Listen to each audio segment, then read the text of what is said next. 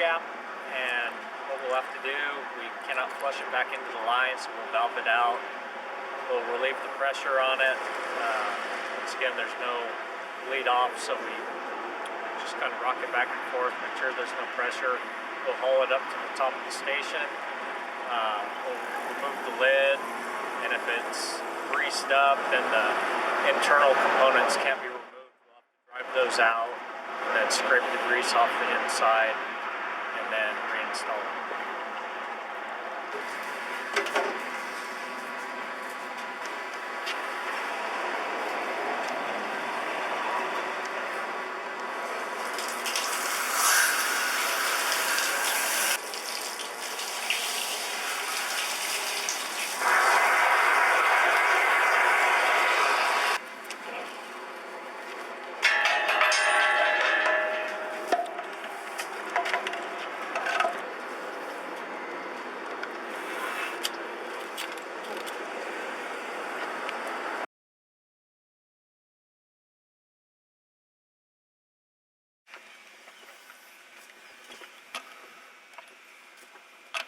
Bill's impact will work on this.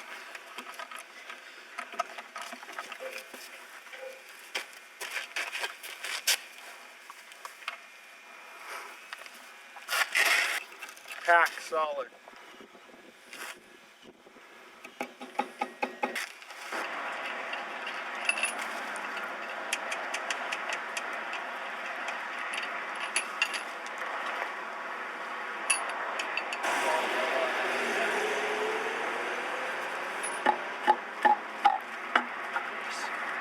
I'll pull the bag out a little.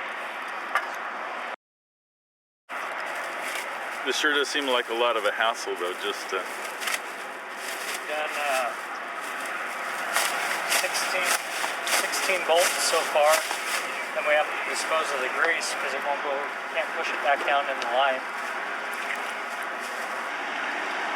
Now we have to scrape it off the insides, all the grease out.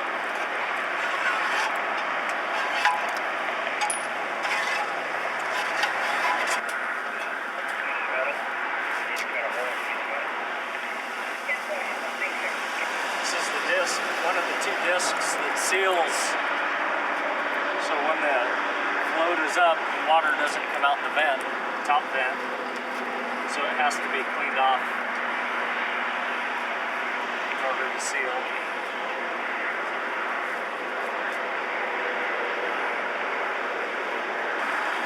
Bottom half of it.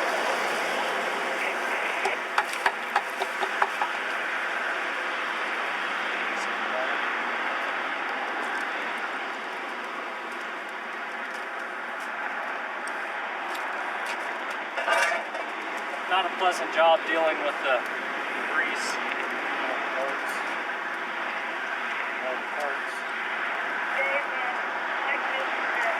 This is really best case scenario for these to be able to just drop that out like that.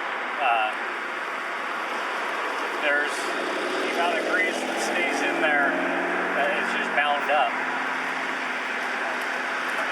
And when it's bound up, we don't believe it's operating.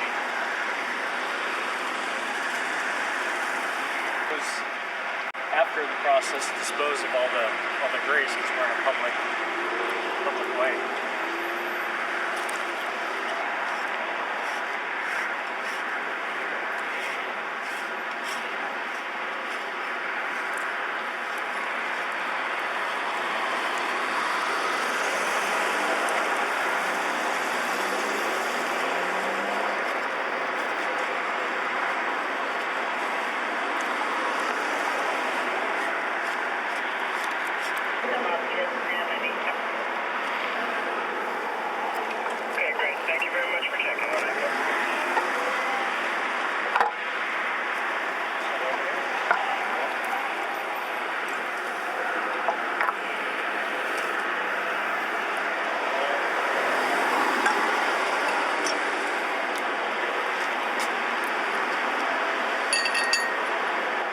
Now we'll put the venomatic back in the hole and reattach it and tighten everything up and then valve it in and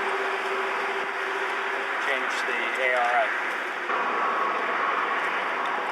Now, would you guys have to still do the confined space entry for the ARI to this degree? Not if we hook up the flush water, extend that up to here. You could actually have one person come, blast it through, but maybe every 6 months, possibly every quarter, just do a visual inspection. In addition to actually the cleaning, how long does it take you to get all ready for confined space entry? It's probably about 15 minutes, and then two people are required. So it slows your job down a little bit. Alrighty. So you're looking at 25 minutes Yeah, without the confined space prep. we're going to do the maintenance on the ARI air gap, and what we'll be doing, since we don't have the flushing system set up, we'll remove 4 bolts to pull the cap off after we valve the unit out and bleed it off, make sure there's no pressure, and then the cap and the plunger assembly will come off, and we can do the inspection in the vault without having to come up and remove any grease. I guess the volume of H2S wasn't as much in that one as it was the other one, huh? Not nearly. Our detector didn't go off. Yeah. We were at up to 24 parts on the Venomatic, and I believe we're about 2 parts.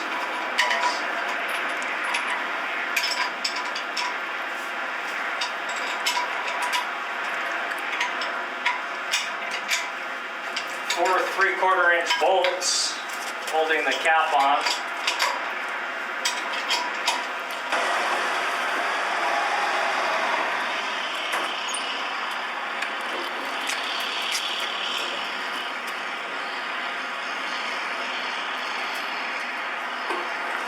So to inspect the ARI, it was 4 bolts versus 16 on the Venomatic.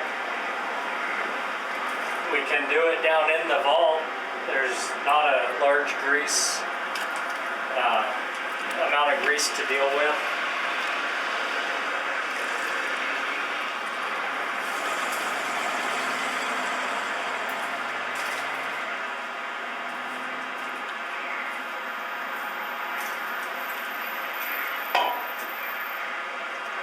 I don't see any grease stuck on the walls.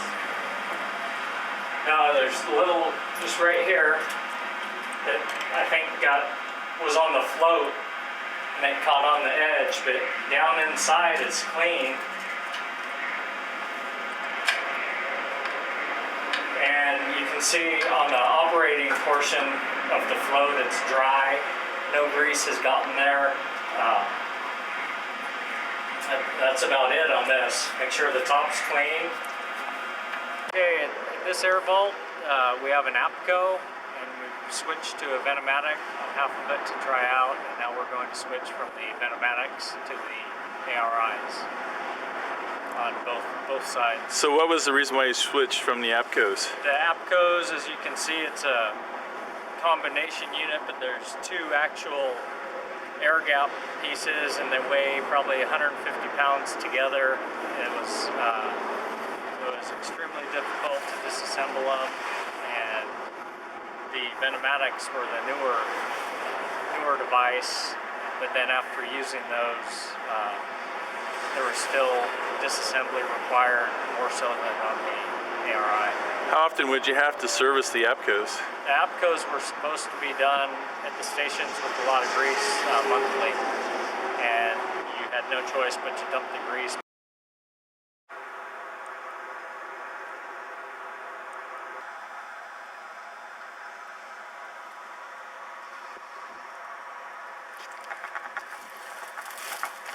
It's been 4 years since we've replaced our old air relief valves with the ARIs. We have about 56 of them on our force mains now.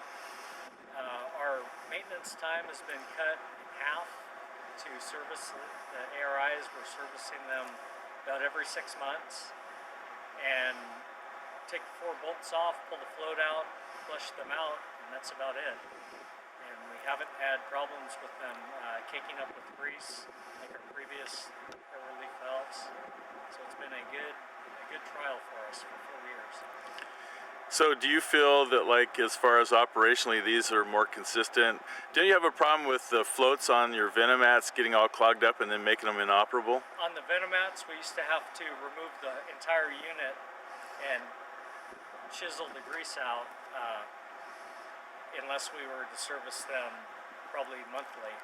So to get these types of runs between the service times, the ARIs are definitely the units. So you guys were having to service the Venomats once a month. We should have, but we were probably quarterly, and by that time the grease would be packed in around the float, and the floats would be inoperable. And so we had to pull. That's when we had to pull the whole unit and scrape the grease out of them. So actually, in actuality, your time saved is actually much greater than just half. Much greater, and we have not had to pull an ARI valve except for we removed the floats just for the service, but we have not pulled the bodies in the 4 years. Cool. So you could feel comfortable in recommending this product to other agencies? I do. So the ARIs are the way to go on your air valves.